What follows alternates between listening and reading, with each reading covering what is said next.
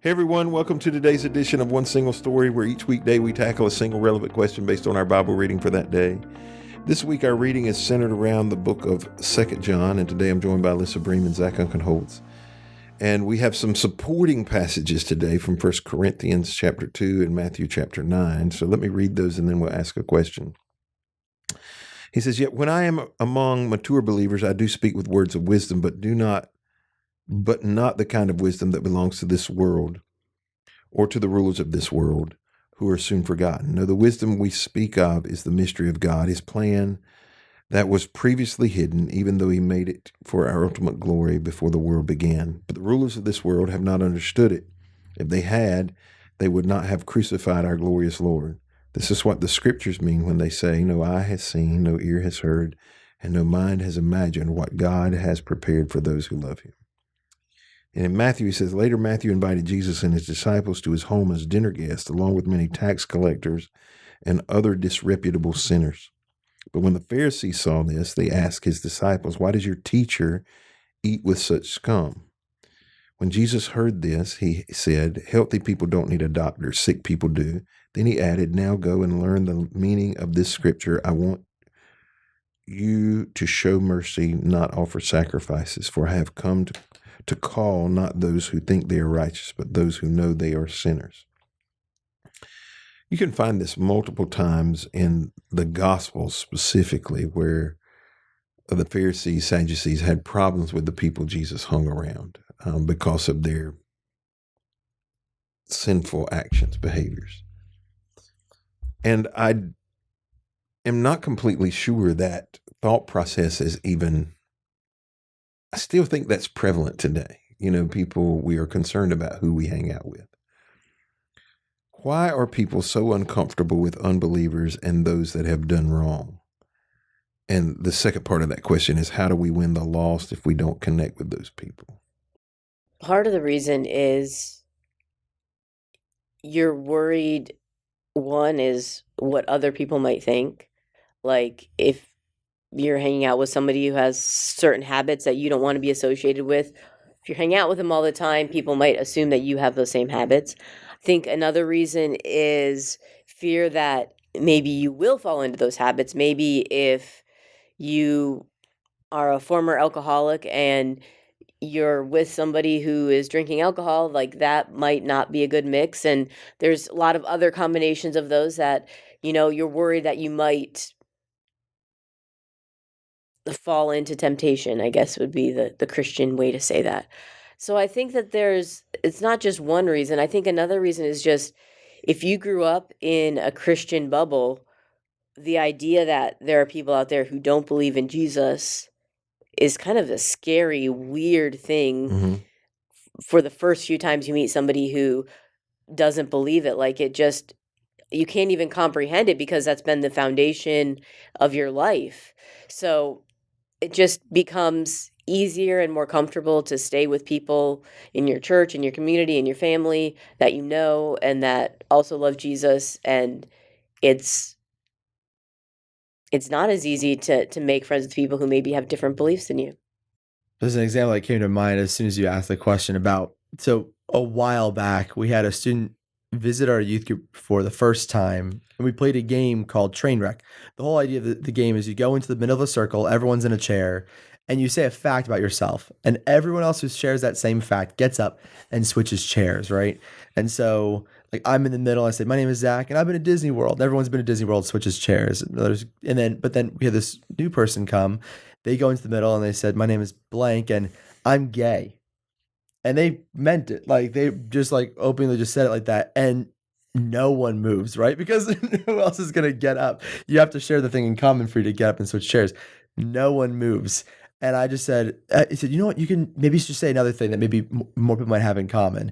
Because I felt like really bad because I could tell they were super embarrassed. It's like their first time at a church, And so they say another fact, and like I broke a bone, and everyone switches that's broken a bone before. And the students before we did that game, they were all talking to this person, and it seemed like fine. But then after that happened, like it was almost like they had leprosy. Everyone was avoiding them, and I was talking with them, and I was encouraging the leaders to talk with a student. They'd come a few times. I think they ended up moving, but I asked them, the students,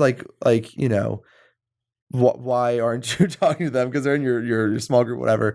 And they were just like, I just don't know how to talk to them. Like, I just I worried about what I'm going to say, if I'm going to offend them. I don't know what, they don't know. I don't know how to act around them. And so I think, like Alyssa was saying, when someone is, when someone's very different from us, or if they don't even, they're in a sin, or they're doing something that we believe is wrong, like, it's not even that it's like I don't want to catch it, but it's like I don't even know how to interact with them. It's so different from what I'm used to. And so I think, like, it can create some awkwardness, and we can be kind of like, lead to awkward conversations, or I don't know how to talk to this person when they're dealing with this or going through this. I think there are multiple reasons for this. And I think you've covered most of them. I would say first and foremost is we don't want people to assume we are that person. That's first and foremost,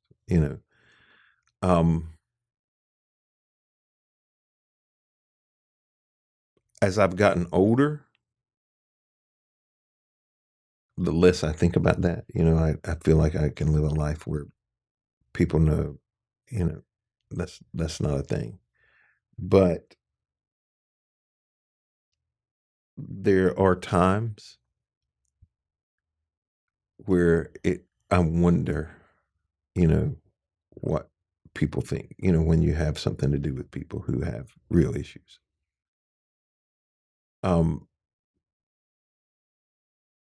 When I was younger, I think one of the wise avoidances, and I would say most of the time we don't do this, right? The avoid it so we don't fall into the trap. We're more likely to think we can withstand it. We're not going to fall prey to the temptation. I would say that's a wiser situation, and that's a reason to avoid. The worried about people are going to consider me. They're going to say, "Well, you do the same thing." They're going to, it doesn't really matter what the sin is. I think that's less of a reason to avoid. I think we have to be willing to take that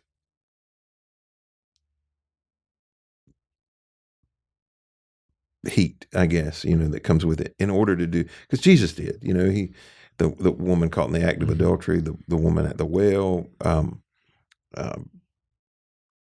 Mary Magdalene, when she comes to anoint his feet, just multiple, there's lots of places where we find them ridiculing Jesus, tax collectors, particularly. This man hangs out with sinners, that's the accusation. I think it's appropriate. And it's very difficult to reach the lost if you don't, if you don't have those kind of relationships. Mm-hmm. The piece, Zach, you talked about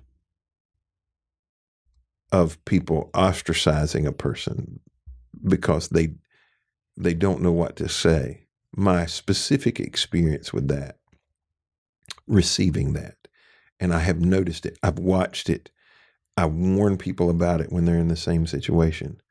When I went through a divorce, it felt like the world went silent. I had, my world boiled down to like 2 or 3 people, really, really small family. And even that was contentious at times. And just 1 or 2 friends, really, really small. And it's hard, like looking back now, 20 plus years, to think about that. But when people come in and they say, I'm going to divorce my husband, or I'm going to divorce my wife, or we're separating, one of the first things I'd warn them about is you're getting ready to lose all your friends and you don't know it. Like, everybody's going to go silent. One, all of our relationships are built, if you're married, almost every relationship you have has some basis in marriage. You do things as couples, so that's just typically how it works. And even if one of you have a stronger relationship than the other, it puts a strain, and people feel like, okay, I got to choose a side. And so instead of choosing a side, they choose neither, right? And so they go silent. And it's not that they don't love you.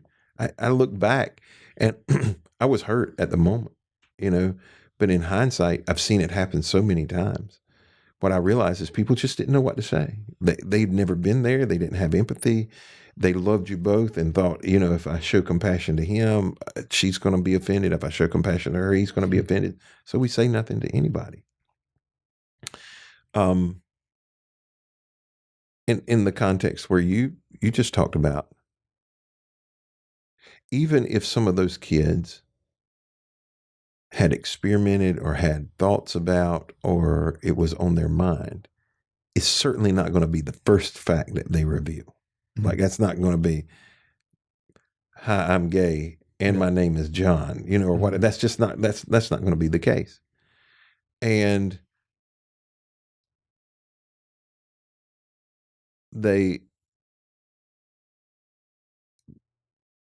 when somebody's identity is so wrapped up in something that you don't understand, because most of us don't. Like, I can't be empathetic to a gay person. I don't. Does that make sense? I've never had that experience. I don't know what that's like. I don't have those inclinations, and so it's very challenging for me to naturally be empathetic. Can I be sympathetic? The answer is yes. Can I be empathetic? It's very difficult to do, and so I think when we don't know what to do and we don't know what to say, we have no way to relate. We just go silent. I think it's just natural, and the same experience in a group of teens could have been had with my mom died. It's going to be a very small group. Nobody's going to know what that is. They're not going to be able to. It didn't have to be, a sin or lifestyle issue. It could just be something that happened to them. And but I think, one of, as we record this, we're just a week out of 21 days of prayer and fasting. And I've gone back and kind of reviewed some of the things that I wrote, because I took notes every day. And then I wrote whatever the Lord was speaking to me through whatever the lesson was that day. Okay, what they're talking about today.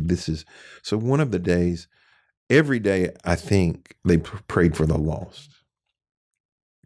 But one of the days they spent a lot of time on the lost and, praying for the lost. And one of the things that I wrote in my planner is, because this is a deficiency for me. I'm not scared of messy people, but I have so many people to deal with that it's hard for me to seek out messy people. You know what I'm saying? So, like, if you've got a problem, it doesn't scare me. Like, I've dealt with. Don't say that. You can have scary problems come to you. They do. They throw me, and I've had some crap throw me off. Like, that I'm not prepared for. And I've said, I don't mind saying I'm not prepared for it, but I don't go, you got to go over here. Like, I don't want anything to do with you. That's not typically my approach. And I've dealt with some of that, even had to deal with it publicly. I don't typically run from that. But what I wrote was, God help me be more intentional about connecting with people who are lost. Don't just wait on them to come to me at the altar or come to me with their problem. How can I go find them and lead them back? So, and I've been praying that on a regular basis since then. And just this past Sunday, I was sitting in an environment and I looked over and I saw somebody that I knew was far from God. I don't know that they even have a relationship with God. And I thought, this is somebody, target's not a good word, but that's what I would say. I need to be intentional about figuring out how to connect with this person. And, but I think that typically Christians are afraid. I think their faith is so flimsy. That might be how I would describe it. Their faith is so flimsy that they can't be secure enough in their relationship with God to be able to walk with whoever comes their way. That was the beauty of Jesus. Jesus was so secure in who he was. Like, none of the disciples freaked out when they come to the well and he's talking to the woman, right? They lose their mind because what are people going to say, But Jesus was so secure in who he was. He's like, okay, I can do this. This is what I was sent for.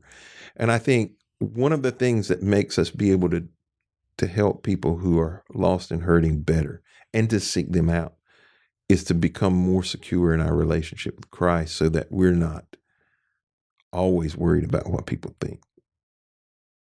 Well, thank you for joining us today on this edition of One Single Story. We hope you'll be back with us next week as we begin a conversation around 3 John.